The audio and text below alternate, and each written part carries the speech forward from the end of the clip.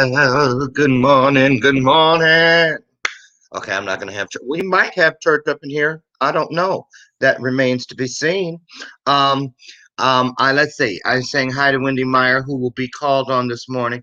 Oh, and hi, Charla, Skinner, Russell, Heather Lynn. So you girls go backstage and practice now because you're going to get called on at the offering to sing an A and B selection. Loren. Hey, hey, everybody. Good morning, beautiful people. How are you? Oh, what's wrong with my complexion? I know what it is. I didn't turn the light. Oh, there we go. Now we're talking. So, how's everybody doing? Welcome to today's installment of Bathrobe Moments. I don't know how you did it. What spiritual uh, banana peel you slipped on, but I'm glad you did, and I'm glad you wound up right here with us. Great show in store for you today. We're going to be talking about something that, get ready, boy. Ooh, when we talk about family dynamics, right? You got to be. They ought to put that category like when people say, "I don't talk about politics," and I don't talk about what's the other one, religion. They ought to make a third one, family. Because shaking my head, that's all I'm saying. We're going to talk about generational cycles, how to break generational curses, that sort of thing today with Coach Chuck.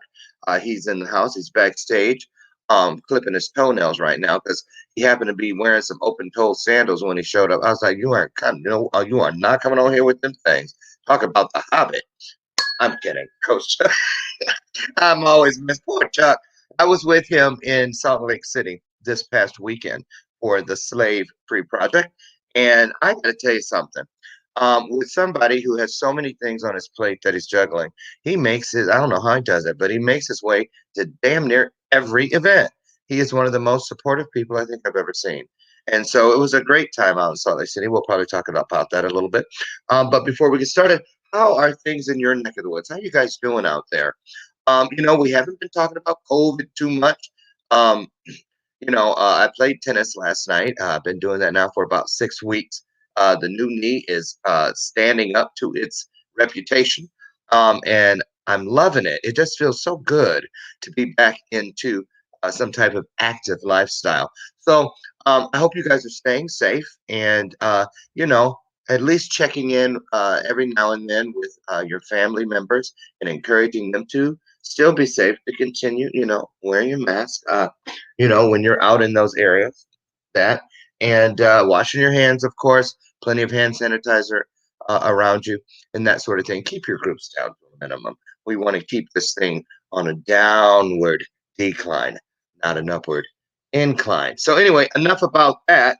Except for this, Brian and I know I'm speaking for myself, and I feel, I don't feel so bad now. Well, yes, I do. A lot of people are dealing with COVID-20, and that is 10 pounds on this side, 10 pounds on that side. Um, and I was feeling pretty crappy about it for a while, but I'm getting back into my routine now. I'm still not comfortable going to the health club. I'm just keep that out there right now. But there are other things that can be doing, especially here in the Chicagoland area before the snow flies. So whatever you're doing, stay active. Movement is the key. And I'm going to move this bell today because you know what this is, new to season 4. This, my friends, is the bell of purpose. What is it? It's more than just a mere bell. Trust me. It has mystical, magical powers. And what it is, it's an invitation for you to become a part of something greater than yourself. How do you do that? When you hear the bell ring, that means that our guest or one of you have put something on the screen or something came out of his mouth today that we go, ooh, I can get an amen. Yes, I can get behind that. I can sink my teeth into that. I'm going to drop some old way of thinking off and pick up this new one. So that means also, if it's that good to you, imagine how good it might be for someone else. Get on the horn, call a friend, start a watch party, share the broadcast. And that's all you have to do. It's free, it's painless, and you are helping to serve others.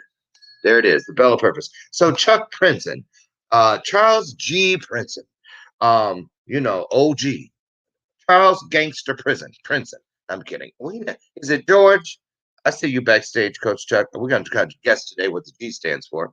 But we know him, and we love him as Coach Chuck. Everybody loves him as Coach Chuck. He is the founder and the president of Me Inc. Now, standing for me expressing I need cash now. I mean change now. Uh, me expressing I need change now. And he loves working with kids and helping them to understand that sometimes their issues are not entirely their own. And we're going to get into that. I know that he's out picking macadamia nuts out of the backyard, and I think he brought a pineapple or two with him. I'm not too sure, but he's always bringing something back from the islands. He gave Brian and I a nice box of chocolate covered macadamias this past weekend, a nice floral island-esque hula mask. Because as soon as Brian tried it on, he started hula dancing. So that's got some kind of power in it. But here he comes now. Oh, are those coconuts?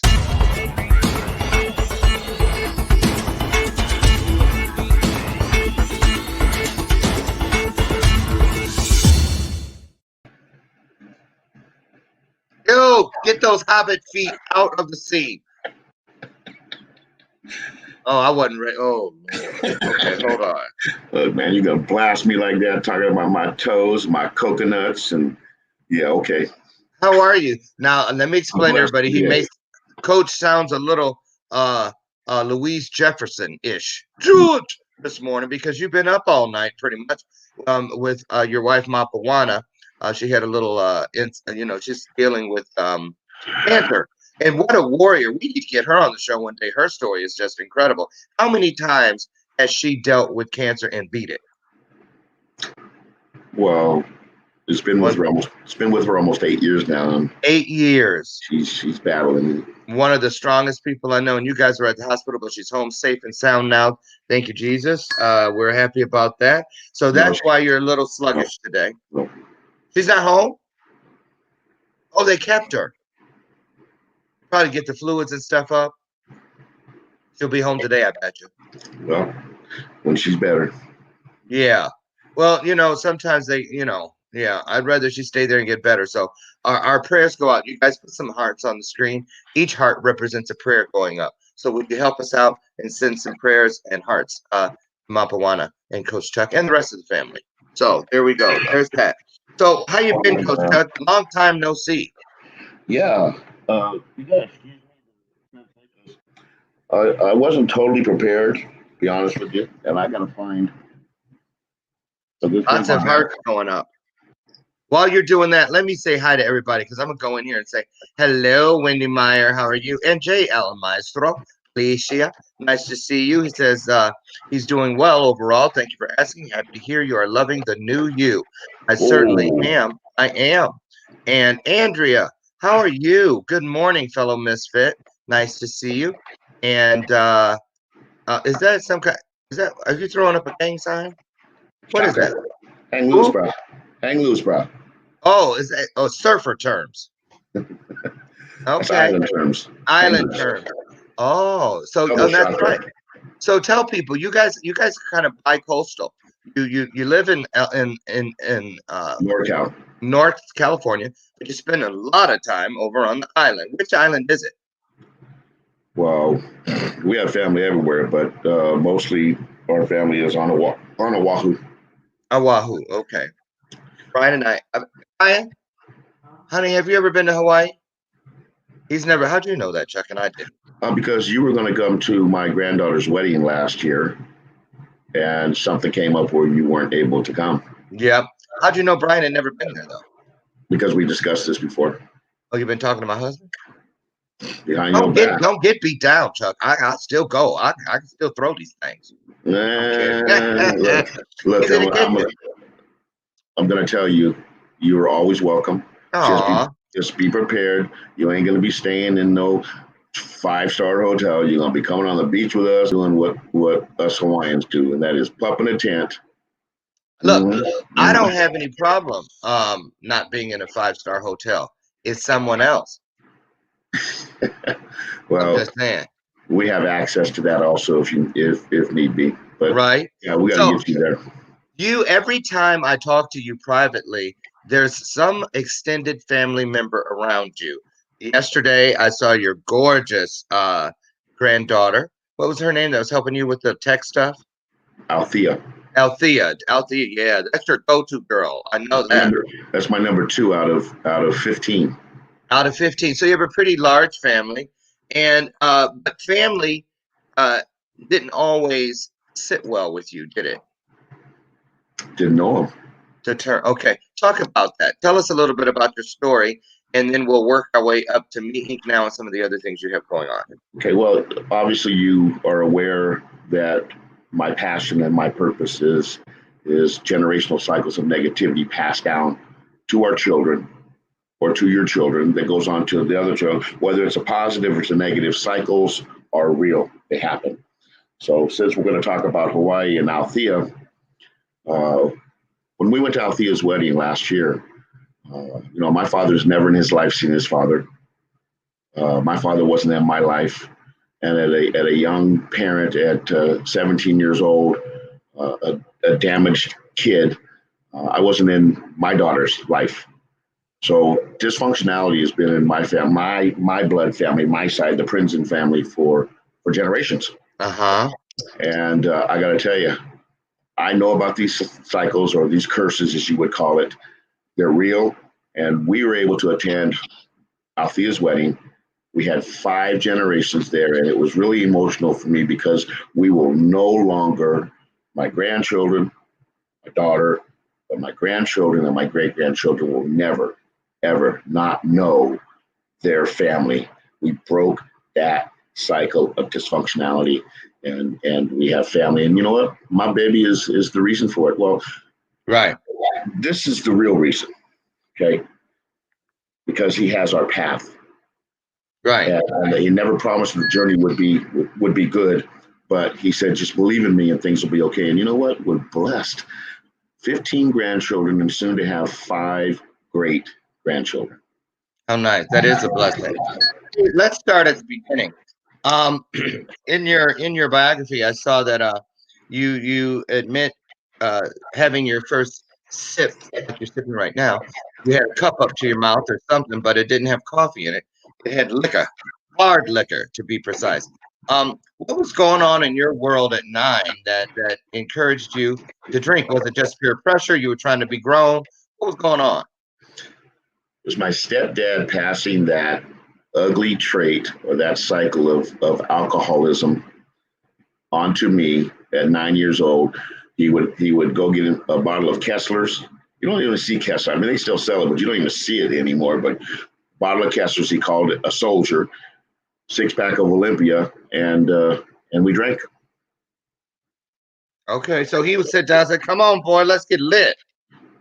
Wow. Yeah. And you know that more people would be shocked, I think, if they knew just how many doors are open to kids by adults with that same. I've heard that story so many times that people who said that their parents were putting whiskey and stuff in their bottles to help them go to sleep and stuff like that when they were just little kids. I'm like, my God, who does that? But apparently a lot of people do. So let's talk about this because this past week you and I were both in Salt Lake City, Utah, and we met some kids from that had been on the streets from everything due to everything from addiction, being kicked out of their houses for their sexuality, for being trapped from being trafficked, and all of that. And we were there to support the Slave Free Project. Now, how similar was, of course, I don't think you were trafficked, but still, you feel like, you see a family resemblance, let's put it that way. When you meet these kinds of kids, I know I do. I mean, it's instant relatability. So what do you say to those kids now when you run into them, at places like we did at the Slave Free Project this past weekend? What do you say to give them a little bit of encouragement? Believe in yourself. Believe in yourself. If you have dreams, if you have visions, if you believe, okay, that's now if you believe, then we all. I truly believe that upon conception, we're given a few things: life, a journey. Everybody's heard this before. Okay, you had a path. Your journey's already been put in front of you. Some people don't believe it. It's real. So you have life. You're given a path, and you're given an hourglass. I've lost altogether great grandchildren and kids. I lost 7 children before they even, one saw the light of day and he didn't last very long, but 7 lost. We have an hourglass and nobody knows how much sand is in that hourglass except the creator. Wait a minute.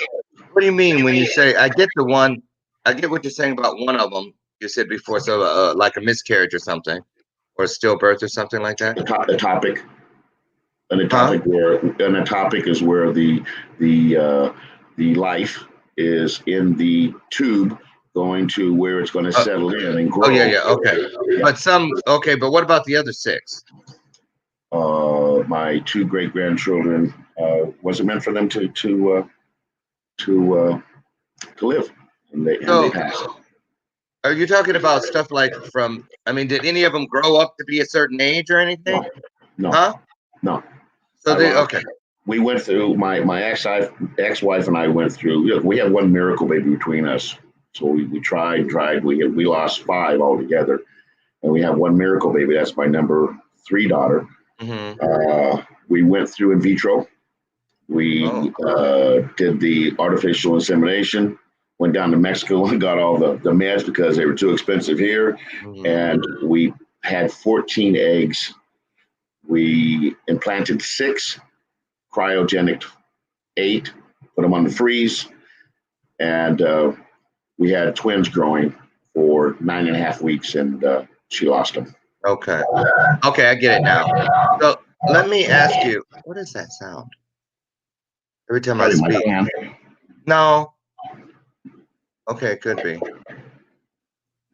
All right. So let's switch gears here for a moment. You want to turn the fan off? I can. No, it's good. It's not that. Thank you. We're good. So when you got out on your own, at what point in your journey, decade, give me a number on the decade, which means decade 6 if you were 60s. Decade. Yeah. So at what decade number did the light start shining on your road of purpose, where you finally, because we all have that moment where it all comes together, it begins to make sense for us. When was that for you in relationship to this mission of bringing light to generational curses? I was 26 years old. My number 2 daughter had not been born yet, and maybe she was. I was abusing my stepdaughter at 26. Okay, explain that so people don't think the wrong thing. Say that again. Explain that one so people don't think the wrong thing. You're talking physical abuse? Listen. Don't judge somebody for where they were in their life. Accept them for who they have become in the journey. I'm not judging. I didn't say you. Anybody. Anybody. Right. Because when I say what I'm going to say, people are going to look at me. Oh yeah. This not is this what I know. Let me say something. Let me say this. Not here though, because we're all members of the Misfit Nation, and people know that is, you got to hear the whole thing out. And even then, none of us is supposed to judge. We know that. I know it's hard sometimes, but we don't want to, because the way we judge people is the same way we will be judged, and that's a promise. Can I get an amen? Yes. So go ahead. What was going on with your daughter? You had a temper, didn't you?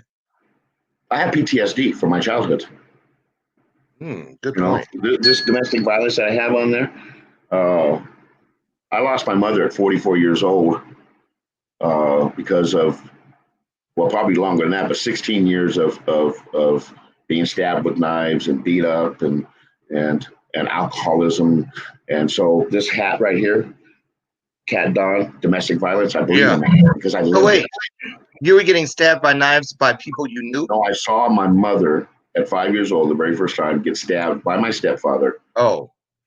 So I lived in domestic violence. Okay. So kids are sponges of the environment they live in.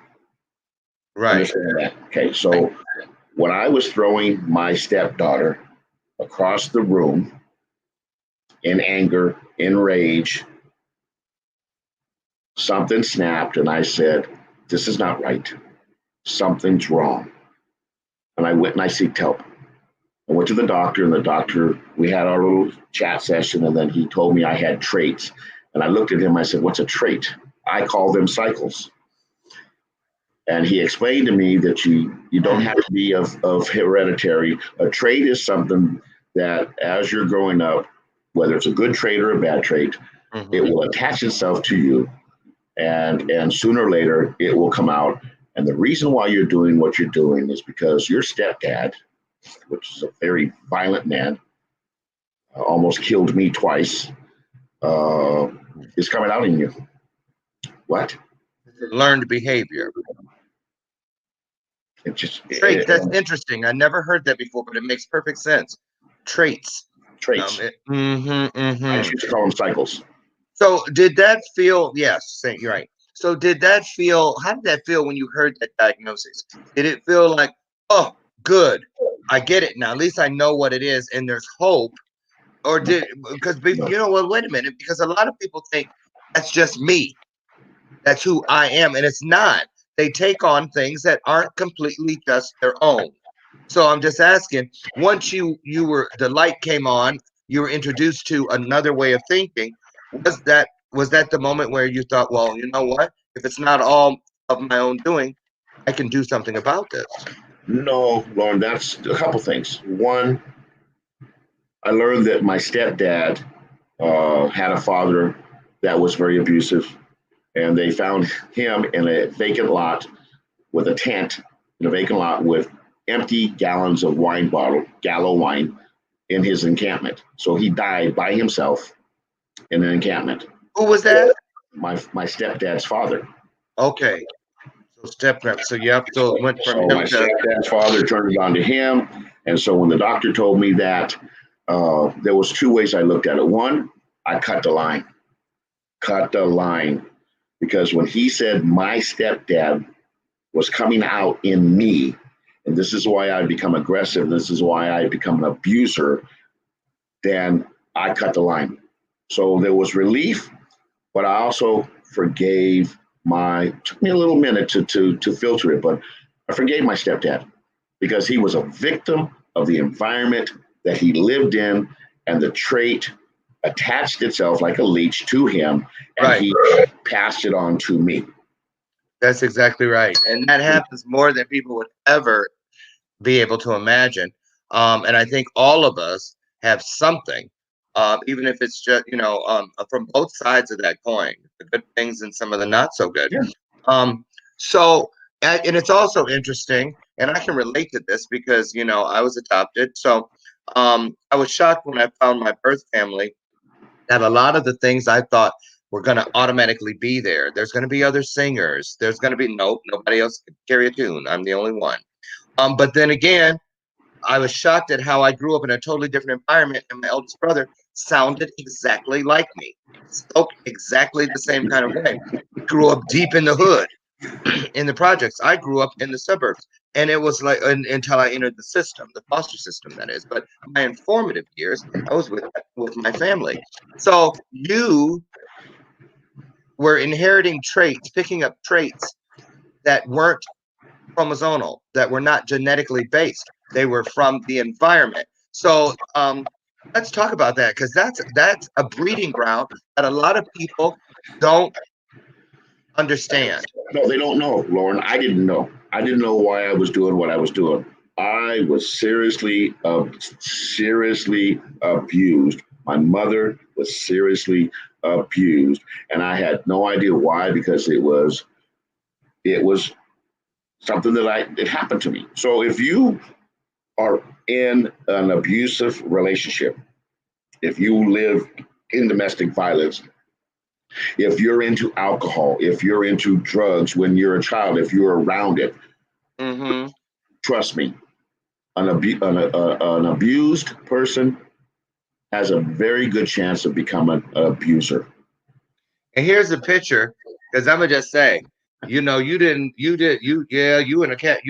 your graduation gown and all in this photo, but I could tell you was a little ruffian. Loren, if you look at that real close, and it wasn't for a long time that I realized that there are two different eyes on that young man. There's an eye, eyes behind the eye, and then there's a dark eye, because I call that dark eye Chucky. Ooh, like the doll? Ooh. Yeah. Ooh, that was one scary. And his little girlfriend, She was just as scary. Whatever her name was, Chuckina, whatever. Have you ever heard? While you touched on that, have you ever heard? This is what I talk about in my events. Have you ever heard? You sound just like your father. Uh-huh. Oh, you look just like your mother. It's true. Okay, I look just like my father. If anybody saw me, they know that I look just like my father. I am a Mm-hmm. spit baby. Mm-hmm. Spit Mm-hmm. baby meaning I'm a spitting image of my father. Mm-hmm. Let's talk about that for a second. When people say that kind of stuff, because it was not so long ago, about, I don't know, 5 weeks, 6 weeks ago, we were visiting family, and one of the little ones, I think she's 6, was acting out. And we were all in the kitchen, and she and I and her mom was really about to throw her hands up. And I have a different way of attacking that kind of behavior with those little ones. You know, I don't coddle them and this and the other. And it worked that day. But at the time, her mother thought, and I said, what, the behavior, she can't just say and do this sort of thing and act like she could do it with you, but she ain't gonna come up and turning her face all up and whatever she was doing, manipulating the situation. And later on, from that point on, she was on me like glue for the whole rest of the day and evening. But her mother said to her in the heat of her frustration, I said, why do you think she's acting out like this? And she goes, because she's just like her father. And they're divorced. And I asked her rather later the next day on the phone, I was like, listen, uh, would you do me a favor and just think about not saying that to her? Because let's talk about this, Chuck. What do you think when kids hear those sort of things? Are we creating a pathway for them to therefore move forward inside of a self-fulfilling prophecy? Yeah, and I'm going to give you an example. At 5 years old, I was outside with my stepbrother and sister, and we were playing. 5 years old, we were playing, Mm-hmm. and I looked down in the gutter and I saw a cigarette butt, and I picked the cigarette butt up, and I'm outside playing like I'm smoking like mommy and daddy. I'm smoking like mommy and daddy. Mm-hmm. Because again, sponges of the environment that you live in. All of a sudden, I heard those dreaded words, Charles Gary. I don't know what your family member Oh, called is you, it but Charles Gary? I like that. GARRY, GARRY. It's actually Okay. pronounced Gary. Never But, seen that name before. Nice. and, I'm gonna have my and breakfast while you're talking. go ahead. So I went into the house, and my stepfather asked me what I was doing, and I'm like, okay, I'm 5 years old. What do you mean? What am I doing? He says, what are Mm-hmm. you doing out there? I said, I'm playing with my brother Ricky and Debbie. Well, I saw you. What were you doing? What were you doing with that cigarette? And I said, I was playing. I was playing because mom and dad smoked. You don't know any difference. Okay. So these are things that we pick up as we're growing up, exactly what you're talking about. Yep. So he said, okay, you want to smoke? He lit up a non filtered cigarette and he made me inhale the entire cigarette. And if I didn't inhale it, then I got the belt buckle. Oh, not the buckle. The buckle. Oh, the regular belt wasn't good enough for him, huh? He Oh need. no! Oh, dude, look, I am. If anything happened in my life with my stepdad until I ran away at 16, if anything happened, I learned how to deal with pain. Physical pain, mental pain, all kinds of pain. Well, I peach branches aren't very cool, man. Especially when they make you go pick the peach branch and then peel the leaves off and then put it in their hand and then they let you have it. Oh That's yeah, that's how my granny was. Go yeah. out and pick your own switch, and it better not break, or you're getting two whoopings. So, because I was out there looking for the driest thing I could find, I was like, she have to catch me to give me a second one. Yeah, or the smallest one that didn't have the whip to it. The worst, those weeping willow branches, those Yeah, suckers. Ooh, Lord. and they cut. I know. So, let them try that now. They'll be in jail. So, and that's a whole nother thing about that's a whole nother show about spare the rod, spoil the child kind of thing. Let me go back a few steps, if we could. Yeah, because I And wanted to elaborate on something else and touch go on ahead. something else. Go Okay. ahead, and I can wait. Okay. So again, we are sponges of the environment that we live in, and these traits will attach themselves to us, whether it's good traits, Thanksgiving, Christmas, Halloween, the tooth fairy, and then you have the negative ones. And this is why we don't know we're living our lives, and there are a lot of people out there that are going through their life doing the exact same thing of the environment that they lived in, and they're just living their life and have no clue that what they're doing is wrong. Right. Why? Once again, I was just playing. I was smoking like mommy and daddy. And let me say this, because I know it's prevalent in my adopted family. Well, actually, both of them. That because we're around our families day in and day out, decade after decade after decade, unbeknownst to many of us, we become codependent enablers. Because when my families get together, they feed on that same stuff. And you know, it's interesting because in both of my families, excuse me, well, my adopted family more than the other, more than the biological. The everybody in there is the sane family is usually their spouses. That's where they spend most of their time, you know, most of their holidays, this and the other is with the spouses, the sane side, if they are. I don't know. But it's and the thing is, a lot of it is because they thrive. A lot of people feed. Let's talk about that. And you guys out there, chime in on this. Do you think a lot of us inside those family dynamics, it's like being underneath a bubble? And when people get together, they feed on it. That's why you hear when there's going to be some kind of event, family member's going to be, well, you know, Aunt so and so gonna come up in here with, and don't, and Uncle so and so, you keep the drink hid, and cousin so and so, you know, she still got those addictive things. Put the purses in the trunk. Don't bring them in here. She'll pick your blind. All these different things. Oh no, cousin so and so's coming. You know, she always starting some shit. That kind of stuff. But nonetheless, we always make sure everybody's invited and everyone is coming.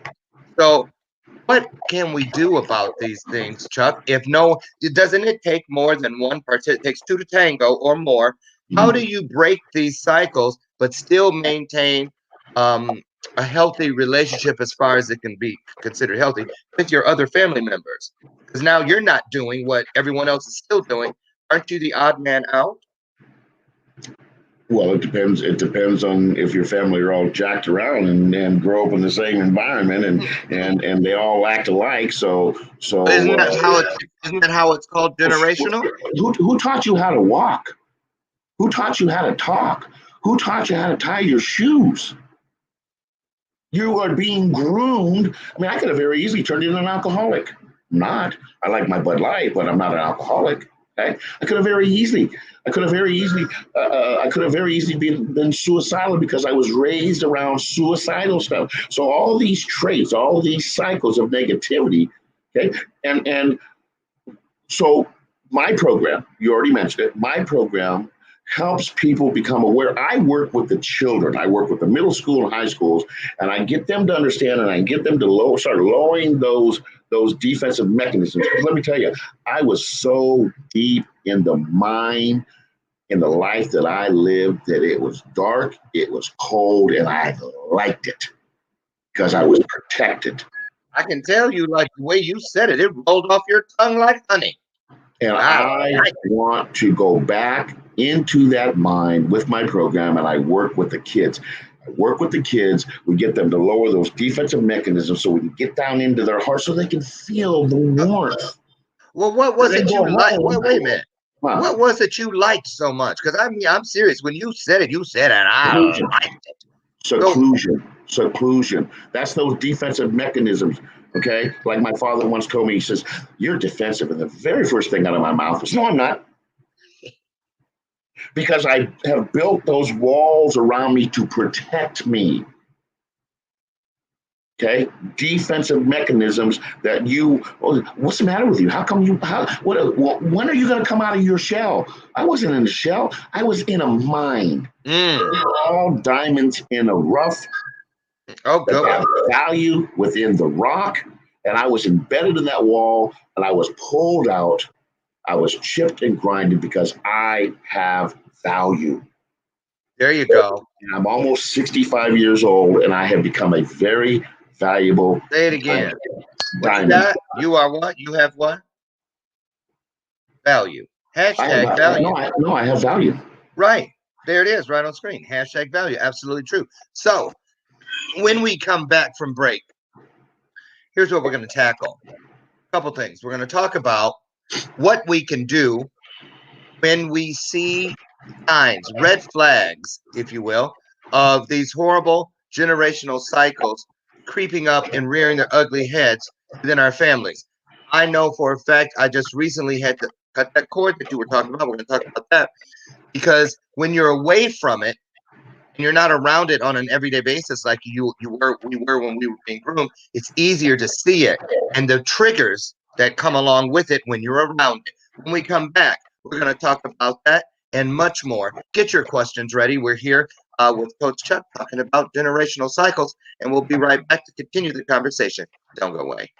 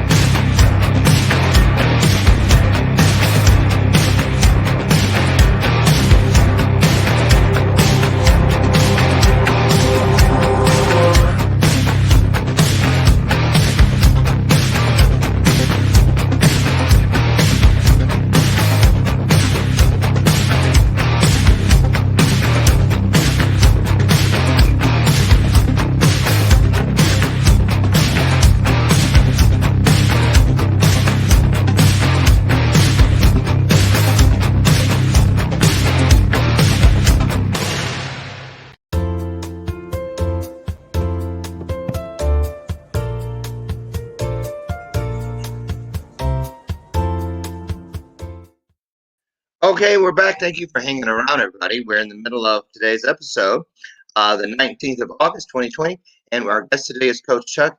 He's back getting his makeup touched up. He'll be right back in. And thanks to both of my sponsors for this month, the Emperors of Medicine and also Nikki's of Naperville. And the spot you just witnessed, a new show coming to E360 TV Live in just a few weeks. Joshua T. Berglund's new show, I Am Joshua. Get to his page and check it out. And set your calendars, your notifications. You won't want to miss this one, I guarantee you. Coach Chuck. Oh, caught you. What you eating? I saw you licking your lips. I was picking my teeth. Oh, you already ate. Yeah. It's early out there. You're in California. It's just not even 7 a.m. yet. No. Wow. Well, another reason to say thank you for getting up. And I know you had a rough night and a big day ahead. So I wanted you to let's step inside the warning signs so that we can work ourselves towards the solution portion of this interview before we get we got about 17 minutes left. So what are some of have you ever seen any of the signals through the extended family members and you go, wait a minute, and you pull them to the side and say, you're not bad, you're not wrong, you really are just experiencing a generational cycle? Well, this is why I work with the youth, because I need. I need. I mean, in your own family, because I mean, did it stop with you, or I mean, because just because you stopped doesn't mean it didn't slip in. It's very cunning. No. See, this is the thing. I have multiple traits that were put upon me. Okay, multiple, and I refuse. That young man that you saw in that picture, At 18 years old, that young man was across the street every single day, 3 periods in a kindergarten class. I've always wanted to give back to those that probably lived a life that I lived. And if I could have them for 3 hours and show them love. So you have to show things. You have to make people become aware of, help them become aware of that there's an issue. Right. But if you're in a classroom and you're talking about this and nobody knows, we don't point the finger at ourselves first. We point it at other directions.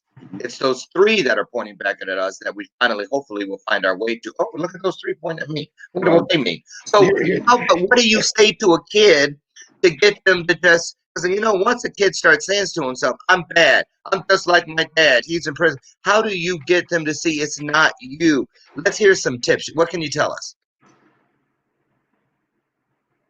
Well, there's so many different ways that I go about it when I get into that flow. You know how when you're speaking, you get into that flow. Do you see? Okay, so again, do you see your mom and your dad? Do you act like your mom? You talk like your dad or whatever? And then, do you see things that you are starting to do that you see in your parents that you don't like? Because look, kids today do not believe we had a childhood. So the very first thing is I show them that picture of that. Right, that's true. They think we've been old forever. Have no clue of what we're talking about. That's a great point. So when I show them that picture, and they finally figure out it's me, I said, so now I'm however old I am. I have these messages. I have these gifts that I want to give you because my job is to help you become a better person at a younger age than I did. So once we get them to understand that they are seeing these things and they don't like what they see because they come to school angry. They might be living in alcoholism. They might be living in drugs. They might be living in where they don't have a father because their father is in prison. Okay, or their mother is in prison. So they're living this, but because they don't believe that we know what we're talking about, they don't want to open up to us because we have no clue of what we're talking about. So when I lay this out to them and they start seeing, become aware of, first of all, an alcoholic is not an alcoholic unless he goes to an AA meeting. That's what my mom tells me. Because going to the AA meeting means he has become aware that he has a problem and he wants to fix it. Well, it's not just alcohol. There's a lot of things. So we have to help people become aware of them. Once they become aware of them, then we start chipping away of how we can fix those things. Yeah. How we can help them become aware of it so they can start making changes. And I've seen it many times when they make those changes in their grades because somebody actually cares about them. Somebody actually cares about them. Okay. Yeah. And coach, uncle, grandpa, whatever they want to call me. And they start feeling this warmth and we start opening them when they go home and their grades are not an F anymore. They're not failing because parents want their kids to be better than they were. And they push them. And so these kids are being pushed, and even more so the at-risk kids. Okay. I say all kids are at risk. You know my story. I went to 28 schools by my sophomore year in high school. Okay, so I understand these kids. The first thing, I've got to gain their trust. I have to gain their respect. Once I've done that, we start talking about these things and they become aware of it. And then you know what? They might get into sports. They might get into glee, into things where their grades are getting better, and they get rid of those Fs. They become Ds, and they go home, and the parents go, "Oh, you're doing." I get it. Okay. But you know what? It's not just the kids. No. I want some solution. I want to talk to these hard-headed ass, stubborn adults. Okay, so because you know what? There are kids. I know kids who are working on themselves, trying to fix themselves, and then they have to go home and seclude themselves somewhere because adults in the house are acting like damn fools. Right. So I was getting to that. Well, we only have a few more minutes, so okay. So I'm gonna go real fast. So they go home. Go real fast. I don't want you to 50-yard dash. Okay. I want to talk to somebody. Let me say this. I know that there's an adult out there. I feel it right now. Yes. So I want to touch them. So And that's all of us. I'm including myself in this. Mm-hmm. I really am, because you know what? I feel this, Coach Chuck. We have to be honest with ourselves when we look at ourselves and say, what are these things? Look at the people around you in your family you don't get along with. What is it in them you can't stand? That's probably Mm-hmm. Mm-hmm. something you need to look at within yourself too. I know I've just recently come to that. So have you ever heard out of the mouth of babes? Yeah, all the time. Okay, so then now we're going to hit these parents that have that cycle, that have that trait. We're going to hit them low because now their kids are going to come home and say, "Oh, well, I'm doing better. My grades are getting better because I want Yeah. to do better. I want to become better." And guess what?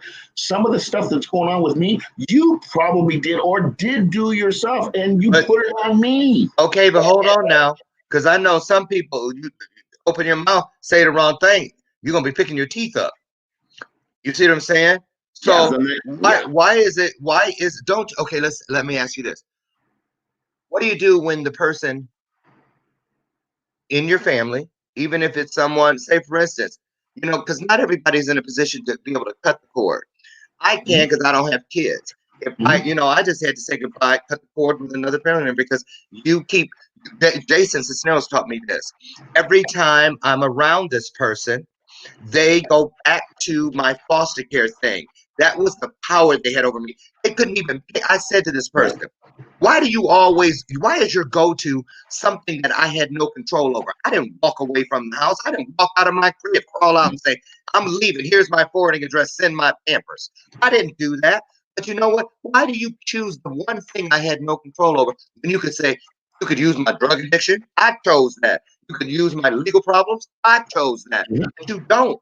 They go to the things that hurt and dig them. So I just had to say, clip, clip, clip, cut my. So, but what about those people, Chuck, that can't cut those cords, say with a sister or a brother, an aunt and an uncle, because they have children who have cousins that live there, that have, the kids have a relationship that has nothing to do. So how do you manage that toxicity and still hold on to your own sanity? And I'm asking for myself. Again, you do not know you have a problem until you become aware of it. Once you become aware of it, it's now your choice to make a change. Right? At, So, by, so by any means necessary, right? by any means necessary, because first of all, again, it's like that gentleman that I was in prison. I wasn't in prison, but I went and I speak in prisons. This bald headed guy with tats all over. After I got done talking to 250 inmates at Soledad Prison, he came up to me and he was crying. He said, "Oh, Coach Chuck, I have a son in some beach, Redondo Beach, and man, can you get a hold of him because he's doing the exact same thing that I was doing at 16, and I can't do anything for him." Mm. Okay, so he became aware of it. He became aware that now his son, and again, it's awareness. And so if I can work with the kids, then I get the kids to come together. I have events with the kids, and I tell them, please invite your parents. Yeah, that's a Because big piece. once the kids come home, there's some change. Because look, you can't talk to anybody if you don't respect them. Right. There's no communication. There's no trust. So now the kids go home, the parents like a little bit, there's some positive energy, and now we open up communication. We open up respect. We open up trust. I tell parents all the time, if you tell your kids that you never did anything in your life, you're a liar. Well, of course. And they know. So tell them the truth, regardless of how much it hurts. And so we work with the parents because they now have become aware of, and they look, an alcoholic doesn't want to go to AA, but eventually they realize that they become aware that they have an addiction, they have a problem, and if they really want to change it, then they can. Well, and I heard somebody, I think it was one of the speakers or either Jason at the event this past weekend when we were in the park and they were speaking. And it's true, you hear it a million times, but it never gets old and it always sounds different when you hear it. That thing about, when people hurt people. Yes, yes.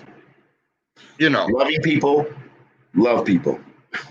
So let's talk about balancing the scales. So because no one is all bad and no one is all good.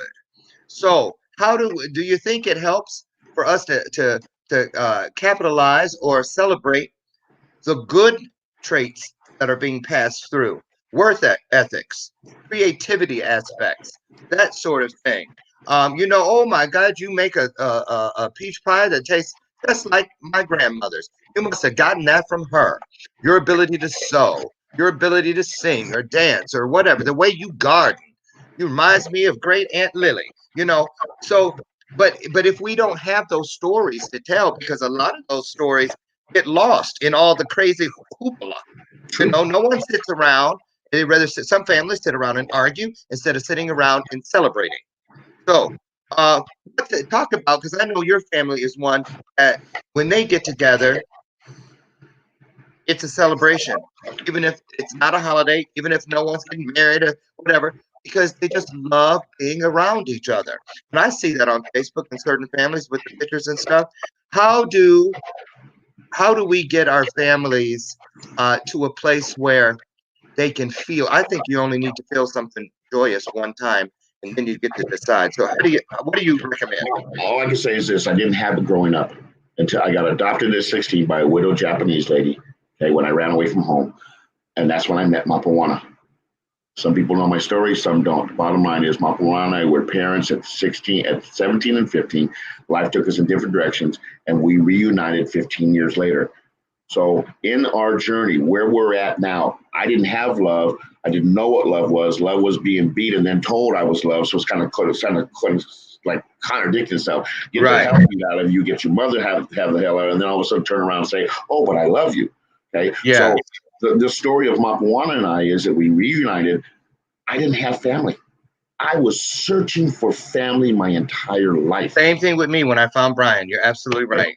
And so what I gave Mapawana, because we were blessed to come back soon to celebrate our 15th anniversary back together with all those grandchildren, I Mapawana gave me a family. And whatever family I had, because we really don't know, it's dysfunctional, we really don't know each other, Yeah. whatever is still attached to me knows Mapawana, and they know family now because we've been shown with my Hawaiian family that brought me back. It wasn't easy after coming back after 33 years, but brought me back in and accepted me for who I am and the journey that I'm on.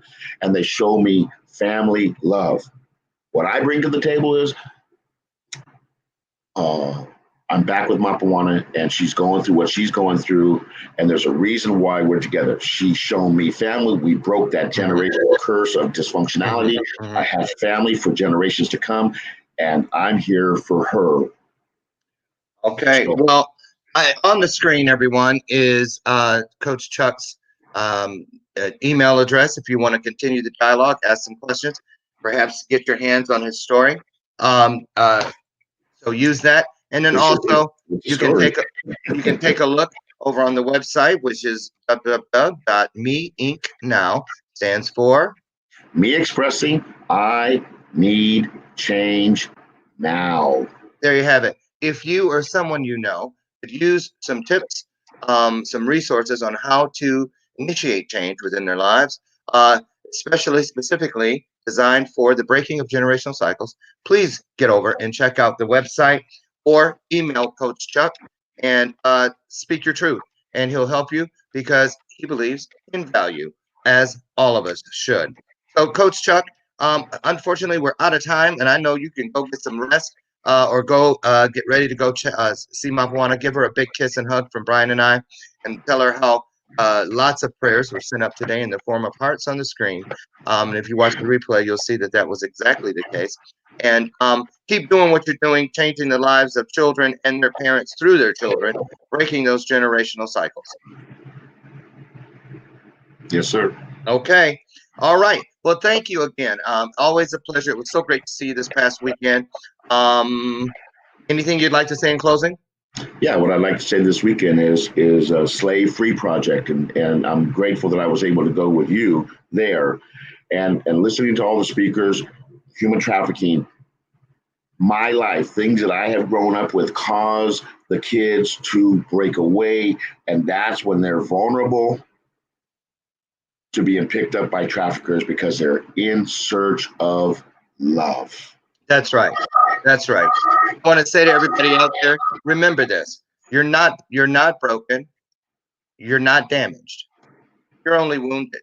And love heals every wound. Keep that and take it with you. Thank you again, Chutch Coke.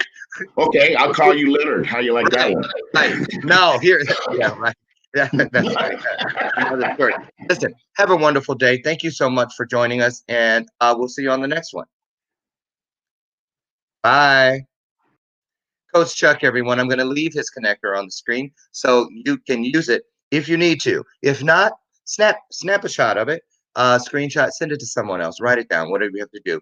Coach Chuck is very serious about what he does with the breaking of the generational chains, and we can all use a little help now and then, right? So tomorrow, you don't want to miss tomorrow. Oh my goodness, my guest is January Riggin, the founder of Soap for Hope. I went out on the streets with her and her team last Friday night to minister in her outreach program with young people and just people in general who are, most of them were young people who are homeless on the streets in Salt Lake City, Utah, providing everything from hygiene to wound care, needle exchange program, all kinds of things. And the stories were just incredible. Just a couple hours I was with her changed my life. We got back to my hotel. I was dropped off around midnight. I couldn't go to sleep until 3:30, 4 a.m. because I just sat there stunned and said, wow, this is really something special. So join us tomorrow. January Reagan's in the house. And in the meantime, as always, in closing, I really want to challenge you to find yourself looking in something reflective. Find an old spoon, turn a knife sideways, look in a mirror or a clean window. When you look and you see yourself looking back, you're looking at the true blessing. Once you see the blessing, believe in it, get out there and be the blessing. I'll see you tomorrow morning, God willing, right here for our next episode of Bathrobe Moments.